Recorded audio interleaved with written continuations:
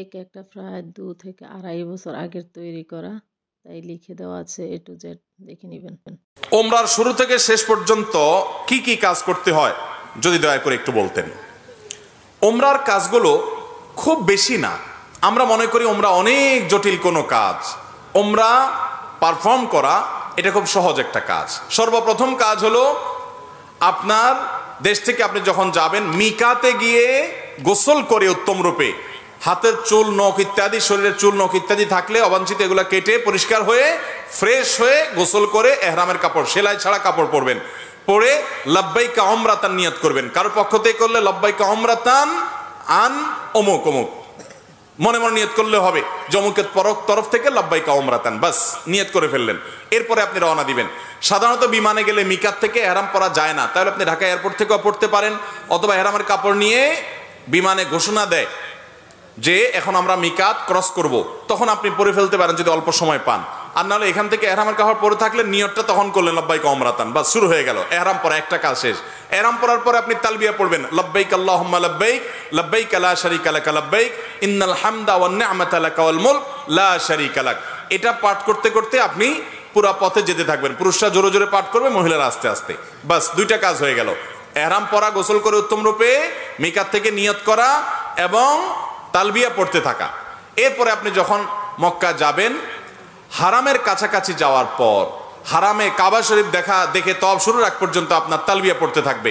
মসজিদে প্রবেশের সময় মসজিদে প্রবেশের সুন্নাহগুলো পড়বেন, আদায় করবেন, করে ভিতরে ঢুকে শুরুতে আগে তওয়াফ শুরু করবেন। 7টা চক্কর দিবেন। কাবাগরের হাজরা আসদ পাথরকে বাম পাশে রেখে ডান পাশে সবুজ লাইট রেখে বিসমিল্লাহি আল্লাহু আকবার বলে আপনি তওয়াফ শুরু করবেন। 7 বার চক্কর দিবেন, 7 বার। এই 7 বার চক্করের প্রত্যেক চক্করে আলাদা দোয়া নেই, তবে এই চক্করে দোয়া কবুল হয়। দারুণ দোয়া কবুলের একটা জায়গা। মনে আল্লাহর কাছে যত চাওয়া সেগুলো পেশ করবেন। এবং আপনি রুকনে ইয়ামানি বলে কাবার 4টা কোণার একটা কোণাকে, অর্থাৎ হাজর আসদ পাথর যে কোণা তার আগের যে কোণাটা আছে তওয়াফ করতে যেটা তার আগে পড়বে ওইটাকে রুকনে ইয়ামানি বলে। ওই কোণা থেকে হাজর আসদ পাথর কোণা, এই দুটার মাঝখানে একটা দোয়া আছে, রব্বানা আতিনা ফিদ দুনিয়া হাসানা ওয়া ফিল আখিরাতি হাসানা ওয়া কিনা আযাবান নার।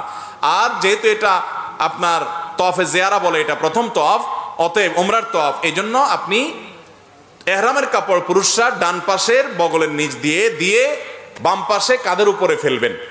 এটা করবেন। এটা করে আপনি এই তওয়াফটা শেষ করবেন। এবং প্রথম চক্করগুলো, প্রথম কয়েকটা চক্কর আপনি জোরে দিবেন, একটু জোরে জোরে দৌড়াবেন প্রথম 3টা চক্কর। এরপরে বাকি চক্করগুলো আপনি স্বাভাবিক থাকবেন।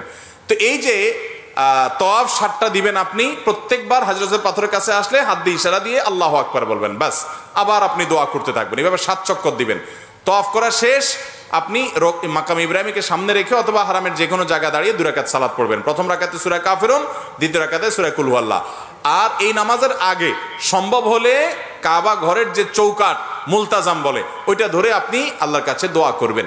এরপরে 2 রাকাত নামাজ পড়লেন, পড়া শেষ, জমজমের পানি পান করে আপনি সাফা মারওয়া সাই করবেন। প্রথমে সাফা পাহাড়ে যাবেন এবং পড়বেন যে ইন্নাস সাফা ওয়াল মারওয়াতা মিন শাআইরিল্লাহ ফামান হাজ্জাল বাইতা ওয়া তামারা ফালা জুনাহা আলাইহি আন ইয়াতাওয়াফা বিহিমা। পুরো আয়াত পড়তে না পারলে ইন্নাস সাফা ওয়াল মারওয়াতা মিন শাআইরিল্লাহ এটুকু পড়লেও চলবে, যে সাফা এবং মারওয়া আল্লাহর নিদর্শনের অংশ। এরপর আপনি সাফা পাহাড়ে দাঁড়িয়ে লা ইলাহা ইল্লাল্লাহু ওয়াহদা আনজাযা ওয়াদা ওয়া নাসারা আবদা ওয়া হাজামাল আহজাবা ওয়াহদা এটা পড়বেন। এবং লা ইলাহা ইল্লাল্লাহু ওয়াহদাহু লা শারীকা লাহু লাহুল মুলকু ওয়া লাহুল হামদ ওয়া হুয়া আলা কুল্লি শাইইন কাদির এটা পড়বেন। এরপর আপনি কিবলার দিকে ফিরে 2 হাত তুলে, ওই যে কাবা শরীফের দিকে ফিরে 2 হাত তুলে মন খুলে দোয়া করবেন। দোয়া কবুলের জায়গায় সাফা পাহাড়। সাফা পাহাড় থেকে নবী সাল্লাল্লাহু আলাইহি ওয়াসাল্লাম সর্বপ্রথম ইসলাম প্রকাশ্যে প্রচার শুরু করেছেন, সেই স্মৃতি বিজড়িত জায়গা। আপনি দোয়া করবেন। এটা ইব্রাহিম আলাইহিস সালাম এবং ইসমাঈল আলাইহিস সালাম এবং মা হাজারার স্মৃতি বিজড়িত জায়গা। যাই হোক, সাফা পাহাড়ে দোয়া করার পর এরপরে আবদাউ বিমা বাদা আল্লাহ হবি, আল্লাহ সাফার নাম আগে শুরু করছেন, তা আমি এখান থেকে সাই করা শুরু করছি। হেঁটে যাবেন হলো কোথায়? মারওয়ায়। মারওয়া যাইতে মাঝখানে 2টা সবুজ লাইটের জায়গা পড়বে, ওখানে পুরুষে একটু জোরে হাঁটবেন, বাস এইটুকু। এবং এই সাইর সময় আপনি জিকির আজকার তাসবিহ তেলাওয়াত করতে পারেন। তওয়াফের সময় ওযু থাকতে হবে, সাইর সময় ওযু না থাকলেও হয়ে যাবে, কিন্তু ওযু থাকলে ভালো। এবং তওয়াফ সাইয়ের মধ্যে ওযু ছুটে যায়, ওযু করে এসে আবার যেখান থেকে ছুটছে ওখান থেকে আবার কন্টিনিউ করতে পারবেন। মারওয়া পাহাড়ে চলে গেলেন, সেখানে গিয়ে আবার ওই যে কাবার দিকে ফিরে সাফা পাহাড়ে যা যা করেছেন ঠিক একইভাবে সবগুলো করবেন এবং দোয়া করবেন। ওখান থেকে আবার আপনি সবগুলো দোয়া পড়বেন। ওখান থেকে আবার আপনি সাফা পাহাড়ে আসবেন। তাহলে সাফা থেকে মারওয়া গেলেন একটা চক্কর, মারওয়া থেকে আবার আসলেন আরেকটা, আবার গেলেন আরেকটা, এভাবে মোট 7টা চক্কর দিতে হবে। সাফায় শুরু হবে, মারওয়া গিয়ে শেষ হবে। যে আসলে একটা না, গেলে একটা, গেলে আরেকটা, আসলে আরেকটা, এবার মোট 7টা হবে। 7 চক্কর শেষ, আপনার ওমরা শেষ। এরপরে পুরুষরা মাথা চুল চেঁচে ফেলবেন, নাচ আসতে পারলে পুরো মাথার চুল ছোট করতে হবে, 2-4টা সামান্য একটু ছোট করলে হবে না। মহিলারা তাদের মাথার চুলে সামান্য অল্প একটু ছোট করলে হবে। তাদের এহরাম হলো তারা স্বাভাবিক পোশাক আশাক পরবে, অতিরিক্ত সাজসজ্জা করবে না, এবং তারা মুখমণ্ডল, এটার উপরে যদি ওড়না দিতে হয় অন্য পুরুষরা থাকে তাহলে সেটা যাতে আপনার মুখ বেঁধে রাখা না হয় সেটা খেয়াল রাখবে, কাপড় টেনে রাখবে যাতে পরপুরুষরা না দেখতে পারে। আর কোথাও পরপুরুষ না থাকলে মুখ খোলা রাখবে এহরাম পরা অবস্থায়। আর এহরাম পরা অবস্থায় পুরুষরা সুগন্ধি ব্যবহার করবে না, সেলা আলা পোশাক পরবে না, আন্ডারওয়্যার পরবে না, মাথায় টুপি, মাথা ঢাকবে না, এই সমস্ত কাজ করবে না। কোনো পশু পাখি এমনকি আপনার মশা টশা ইত্যাদিও মারবে না, যথাসম্ভব তাড়িয়ে দিবে। অর্থাৎ এক কথায় এহরাম পরা অবস্থায় নিষিদ্ধ কাজগুলো সব করবে না।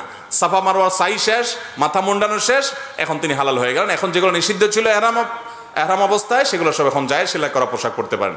তার ওমরা শেষ হয়ে গেল। অত্যন্ত সহজ এবং খুব আপনার অল্প কয়েকটা আমল এর মাধ্যমে ওমরা সম্পন্ন করা যায়। আমরা যারা ওমরা করি নাই, আল্লাহ তাআলা আমাদেরকে জীবনে বারবার ওমরা করার তৌফিক দান করুন। আর যারা আগে একবার করেছেন, আল্লাহ রাব্বুল আলামিন তাদের সবাইকে আবার ওমরা করার তৌফিক দান করুন।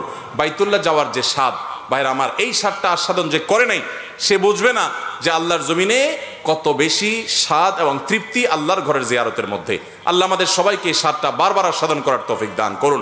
এই স্বাদ আস্বাদন করা ছাড়া আল্লাহ তাআলা আমাদের কাউকে যেন মৃত্যু না দেন সেই তৌফিক দান করুন।